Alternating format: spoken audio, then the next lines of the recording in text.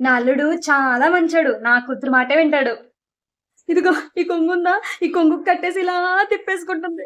దానెనకాలే తిరిగేత్తన్నాడు. ఏదో మందెట్టేసింది మొత్తం మీద నా కొడుక్కి. దాని ఇల్లు అదే చెక్క పెట్టేసుకుంటది. దానికసలు ఎవ్వరు అవసరం లేదు. ఎవ్వరితోటి పనుండదు. అమ్మ బాబోయ్! తక్కువదనుకుంటున్నారా? రెండో రోజు పెళ్లయిన రెండో రోజే మొగుడిని తీసుకెళ్ళిపోయింది. కొంగుకి కట్టేసుకొని. మంచి స్ట్రెయిట్ ఫార్వర్డ్ నా కూతురు. ఏదైనా చెప్పాలి అంటే టక్కుమని చెప్పేస్తది మొహం మీదే. అయ్య బాబోయ్! చిన్న లేదు, పెద్ద లేదు, ఆడ లేదు, మగ లేదు. ఎదిరిచ్చేత్తది మాట. మాటకి మాట సమాధానం చెప్పేత్తది.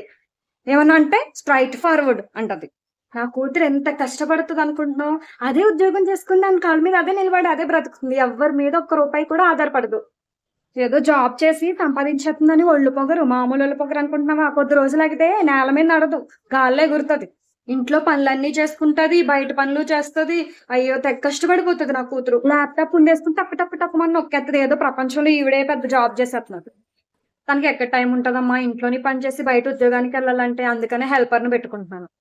టైం కుదుర్చుకోవాలి. అన్ని పనులు చక్కగా చేసుకోవాలి. బయట చక్కపెట్టుకోవాలి. ఇంట్లోని చక్కపెట్టుకోవాలి. అదే కదా ఆడపిల్ల లక్షణం.